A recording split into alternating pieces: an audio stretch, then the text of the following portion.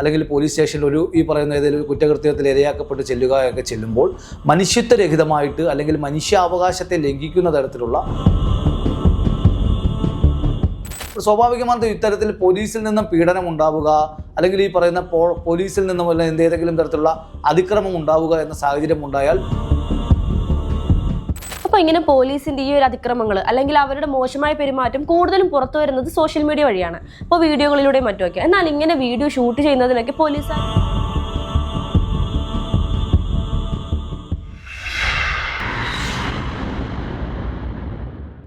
അപ്പോൾ എല്ലാവർക്കും നമസ്കാരം. ലോട്ടോക്സിന്റെ പുതിയൊരു എപ്പിസോഡിലേക്ക് എല്ലാവർക്കും സ്വാഗതം.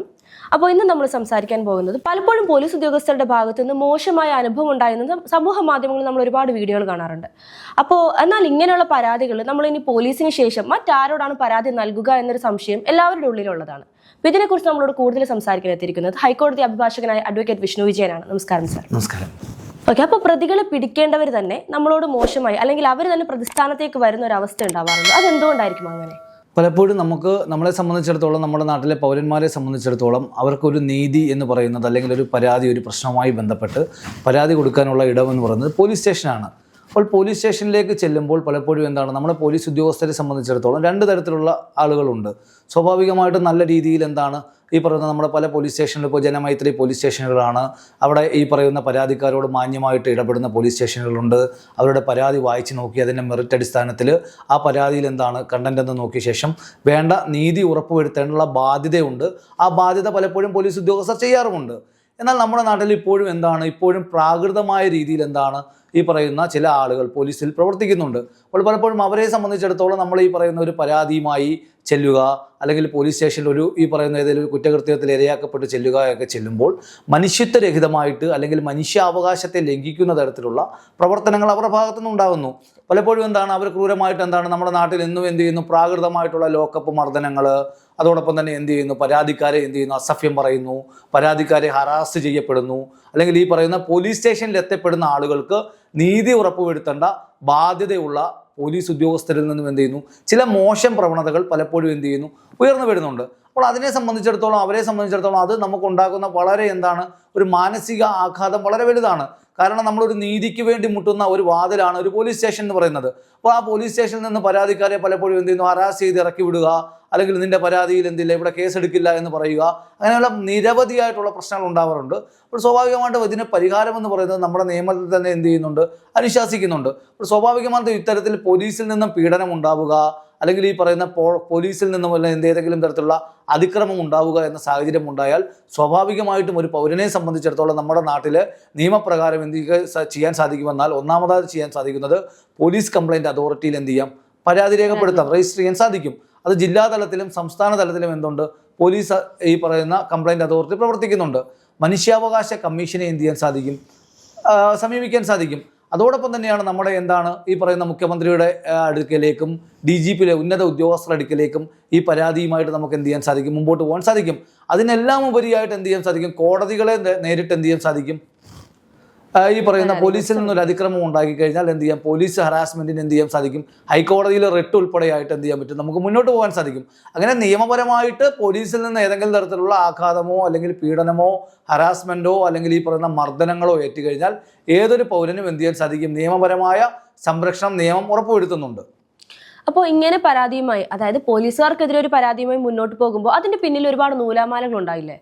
അല്ല, പോലീസുകാരുമായിട്ട് പരാതിയുമായി മുമ്പോട്ട് പോകുമ്പോൾ അങ്ങനെയുള്ള നൂലാമാലകൾ ഉണ്ടാകുമെന്നുള്ളത് കേവലം അവാസ്തവമായിട്ടുള്ള ഒരു പ്രസ്താവനകളാണ്. കാരണം നമ്മുടെ എല്ലാ ജില്ലകളിലും കളക്ട്രേറ്റുകളിൽ പോലീസ് കംപ്ലൈൻറ്റ് അതോറിറ്റി പ്രവർത്തിക്കുന്നുണ്ട്. ഒരു റിട്ടയർഡായ ജില്ലാ ജഡ്ജിയുടെ നേതൃത്വത്തിലുള്ള ഒരു സിവിൽ കോടതിയുടെ എല്ലാ അധികാരവുമുള്ള ഒരു അതോറിറ്റിയാണ് ഈ പറയുന്ന പോലീസ് കംപ്ലൈൻറ്റ് അതോറിറ്റി എന്ന് പറയുന്നത്. അപ്പോൾ പോലീസ് കംപ്ലൈൻറ്റ് അതോറിറ്റിയിൽ ഏതൊരാൾക്കും സാധിക്കും, നേരിട്ടോ അല്ലെങ്കിൽ അഭിഭാഷകൻ മുഖേനയോ സാധിക്കും, പരാതി കൊടുക്കാൻ സാധിക്കും. അപ്പോൾ ആ പരാതി കൊടുത്ത ശേഷം അവർക്ക് പോലീസുകാർക്ക് സമൻസ് കൊടുക്കുകയും ആ പോലീസ് അല്ലെങ്കിൽ ഈ പറയുന്ന ആ കംപ്ലൈൻറ്റിൻ്റെ കണ്ടന്റ് പരിശോധിച്ച ശേഷം ആ പരാതി നിലനിൽക്കുന്നതാണെങ്കിൽ സ്വാഭാവികമായിട്ടും അതിൻ്റെ പ്രൊസീഡിങ്സ് അനുസരിച്ച് മുന്നോട്ട് പോകാൻ സാധിക്കും. അപ്പോൾ CA ലെവലിൽ താഴെയുള്ള ഉദ്യോഗസ്ഥർക്കാണ് ചെയ്യേണ്ടത്, നമ്മൾ ഈ പറയുന്ന CAക്ക് താഴെയുള്ള ഉദ്യോഗസ്ഥർക്കുമാണ് പോലീസ് കംപ്ലൈൻറ്റ് ജില്ലാ തലങ്ങളിൽ നമുക്ക് ചെയ്യാൻ സാധിക്കുന്നത്, പരാതി കൊടുക്കാൻ സാധിക്കുന്നത്.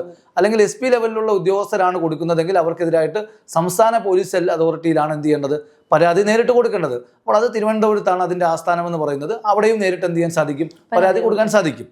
അപ്പോൾ ഇങ്ങനെ പരാതി നൽകുന്ന സമയത്ത് ആരായിരിക്കും അല്ലെങ്കിൽ എന്തൊക്കെ നടപടിക്രമങ്ങളായിരിക്കും ഇതിന് പിന്നാലെ ബാക്കി ഉണ്ടാകുന്നത്? സ്വാഭാവികമായിട്ടും പരാതിയുടെ മെറിറ്റ് പരിശോധിച്ച ശേഷം എന്ത് ചെയ്യുന്നു, പോലീസ് കംപ്ലൈന്റ് അതോറിറ്റി ഒരു കോടതി ചെയ്യുന്ന അതേ പ്രൊസീഡിങ്സ് ആണ് എന്ത് ചെയ്യുന്നത്, കാര്യങ്ങൾ ചെയ്യുന്നത്.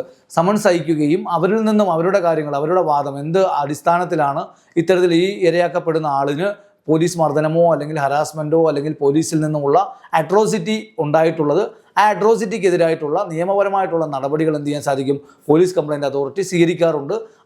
അവിടെ വെച്ച് എന്ത് ചെയ്യാൻ സാധിക്കും, നമ്മുടെ വാദങ്ങൾ നമുക്ക് നിരത്താനും അല്ലെങ്കിൽ നമുക്കുണ്ടായ അനുഭവങ്ങൾ, നമുക്ക് അതിൻ്റെ ഡോക്യുമെൻ്ററി ആയിട്ടുള്ള എവിഡൻസുകൾ നമുക്ക് ഹാജരാക്കാൻ സാധിക്കും. പോലീസിൻ്റെ അതിക്രമം കൊണ്ട് നമുക്കുണ്ടായ മാനസികമായിട്ടോ ശാരീരികമായിട്ടോ ഉണ്ടായിട്ടുള്ള ഈ പറയുന്ന ലോസുകൾ നമുക്ക് രേഖപ്പെടുത്താൻ സാധിക്കും. നമുക്ക് ഏതെങ്കിലും തരത്തിലുള്ള ആഘാതം ഉണ്ടായെങ്കിൽ അതിൻ്റെ മെഡിക്കൽ സർട്ടിഫിക്കറ്റുകൾ നമുക്ക് സാധിക്കും, അവിടെ ഹാജരാക്കാൻ സാധിക്കും. അങ്ങനെ സ്വാഭാവികമായിട്ടും പോലീസ് കംപ്ലൈൻറ്റ് അതോറിറ്റി പലപ്പോഴും എന്ത് ചെയ്യുന്നു, പോലീസുകാർക്കെതിരെ പല കുറ്റകൃത്യങ്ങളിലും എന്ത് ചെയ്യപ്പെടുന്നു, അവർക്കെതിരെ നടപടികൾ സ്വീകരിക്കാറുണ്ട്. അതേ മോഡലിൽ തന്നെ എന്ത് ചെയ്യാൻ സാധിക്കും, നമുക്ക് ഹൈക്കോടതിയെയും എന്ത് ചെയ്യാൻ സാധിക്കും, റിട്ട് പെറ്റീഷനിലൂടെ എന്ത് ചെയ്യാം, ഹൈക്കോടതിയെയും സുപ്രീം കോടതിയും ഒക്കെ തന്നെ നമുക്ക് എന്ത് ചെയ്യാം. സ്വാഭാവികമായിട്ടും നമ്മുടെ ഇന്ത്യ രാജ്യത്ത് നമ്മുടെ എല്ലാ പൗരന്മാരെ സംബന്ധിച്ചിടത്തോളം നമ്മുടെ ഈ പറയുന്ന ഭരണഘടനയുടെ 3-ാം ചാപ്റ്ററിൽ നമ്മുടെ ഫണ്ടമെൻ്റൽ റൈറ്റ്, മൗലിക അവകാശം രേഖപ്പെടുത്തിയിട്ടുണ്ട്. അപ്പോൾ മൗലിക അവകാശത്തിൽ ജീവിക്കാനുള്ള അധികാരത്തിൻ്റെയും അവകാശത്തിൻ്റെയും ലംഘനമാണ് ഉണ്ടായിട്ടുള്ളത് എന്ത്, ഇത്തരത്തിലുള്ള പോലീസ് അക്രമത്തിലൂടെ. അപ്പോൾ നേരിട്ട് നമുക്ക് എന്ത് ചെയ്യാൻ സാധിക്കും, ഈ പറയുന്ന റിട്ട് ഫയൽ ചെയ്തുകൊണ്ട് എന്ത് ചെയ്യാം, കോടതിയിലേക്ക് ഈ കാര്യങ്ങൾ മാറ്റാനും സാധിക്കും.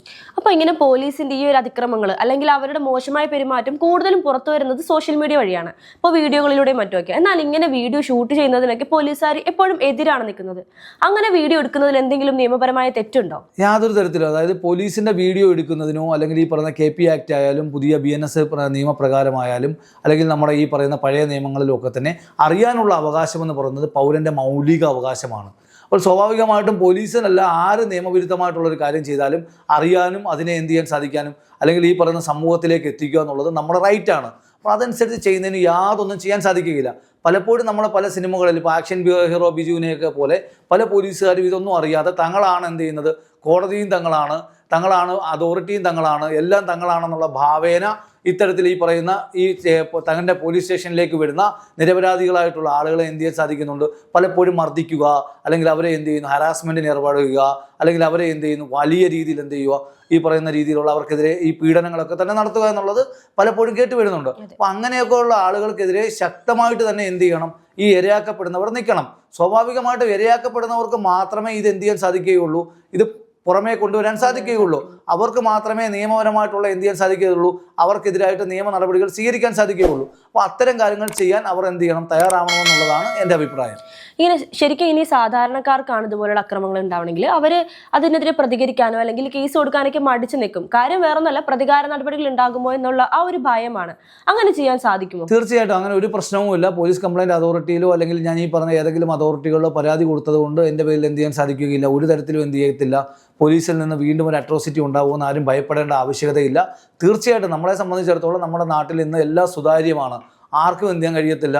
ഈ പറയുന്നത് അവരവരുടെ അധികാര പരിധി വിട്ട് എന്ത് ചെയ്യാൻ സാധിക്കുകയില്ല, ആർക്കെതിരായിട്ടും ഒരു മൂവ്മെൻറ്റ് നടത്തുന്നതിന് പരിധികളുണ്ട്. അപ്പോൾ അങ്ങനെ ആരെങ്കിലും നടത്തുന്നുണ്ടെങ്കിൽ അവരെ എന്ത് ചെയ്യാൻ സാധിക്കും, നമുക്ക് നിയമത്തിന്റെ മുന്നിലേക്ക് കൊണ്ടുവരാൻ സാധിക്കും. അപ്പോൾ പോലീസ് ഉദ്യോഗസ്ഥരിൽ നിന്നും ഇങ്ങനെ മോശമായ അനുഭവങ്ങൾ ഉണ്ടാകുന്ന സാഹചര്യത്തിൽ കൂടുതൽ ആളുകൾക്കും അറിയേണ്ട വിലപ്പെട്ട വിവരങ്ങളാണ് ഇന്ന് നമുക്ക് സാർ നൽകിയിട്ടുള്ളത്.